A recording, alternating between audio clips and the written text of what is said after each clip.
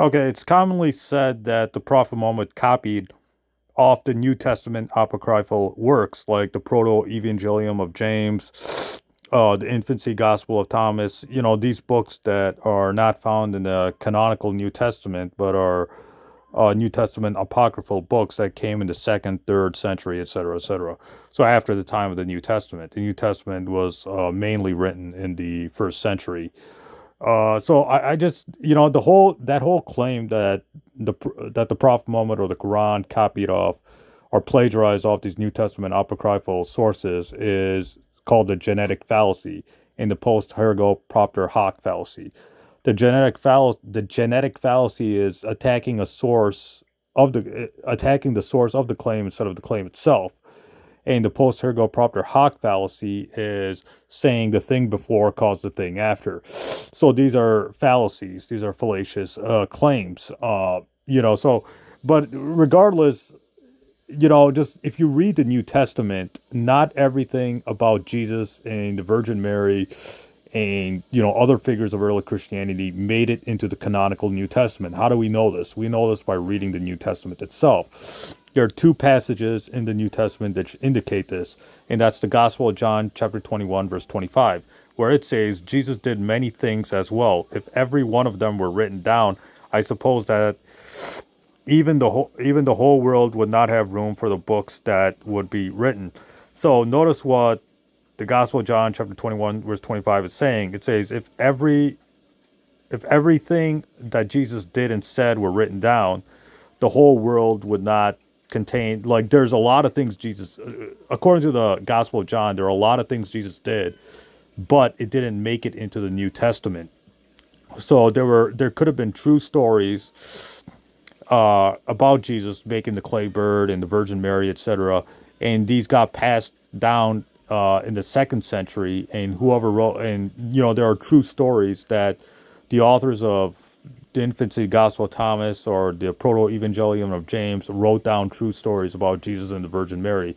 And the Quran is confirming that there are true stories found in the New Testament apocryphal works. So even Christian scholars like Don Stewart, Nix, agree that or admit that there could be true stories found in the New Testament apocryphal works, which I'll cite the source later on. And we further read in 2 Thessalonians chapter 2 verse 15 about oral traditions.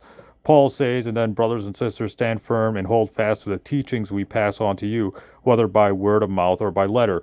So, according to Paul in 2 Thessalonians, there were oral reports or oral stories or sayings about Jesus and the Virgin Mary and probably the disciples, which were passed down orally and some were written down. So according to Paul and the Gospel of John, 21 verse 25, not everything about Jesus made it into the New Testament. So it's possible that there were true stories passed down uh, to the authors of the New Testament apocryphal works, and they wrote those true stories down, and the Quran is confirming that there are true stories, that these are true stories about Jesus and the Virgin Mary, which you can find in these apocryphal books or works. So if Christian critics of Islam want to bring that argument up, they need to really, they're being inconsistent, or they don't really know what their own scholars are saying and what their own New Testament says.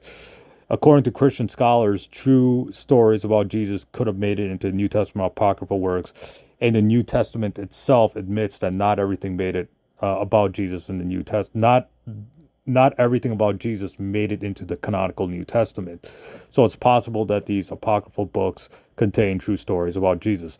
I don't know, but I don't think this is a good argument that Christians can use against Islam.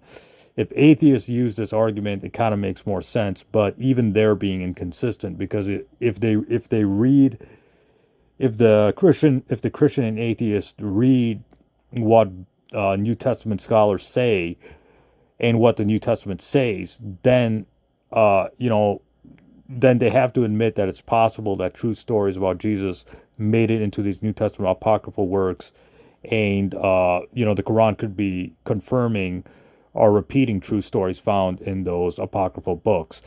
Basically, I just wanted to make this video to affirm that this is not a threat to the validity of the Quran, because even the New Testament quotes from apocryphal sources, New Testament apocryphal sources. 2 Peter and the book of Jude copy off 1 Enoch. 2 Peter copies off the works of Josephus. If you just read some commentaries on the New Testament, you can see that even Christian scholars admit that 2 Peter copies off 1 Enoch. The book of Jude copies off 1 Enoch. And, like a lot of books in the New Testament copy off the wisdom of Solomon, etc. These books that you can't find in the Old Testament canon, which are located in the Old Testament apocryphal works. So hopefully this clarifies the point, because I always hear Christians saying Prophet Muhammad copied off the New Testament apocryphal works, etc. So I always hear that argument, but you just got to wonder if they even read the New Testament, or if they even read what their own Christian scholars say about the apocryphal material. And it looks like they're being inconsistent or hypocritical here, or at least Christian critics are being hypocritical and inconsistent with this argument. So I just wanted to make a brief video, really defending the Quran's use, or the Quran's repeating New Testament apocryphal sources, and the fact of the matter is, this is not a threat to the validity of the Quran. Just like when the New Testament quotes from 1 Enoch, or when 2 Peter copies off 1 Enoch, it could be that the author of 2 Peter thought that there was a true story or statement in 1 Enoch, and there's uninspired truth, or there's true stories in these non-canonical works. So the same defense can be used for the Quran when the Quran repeats these New Testament apocryphal works that you can find in the Infancy Gospel of Thomas, or the Proto-Evangelium of James, etc., etc. So hopefully this clarifies this argument. Stay tuned, more videos coming up ahead.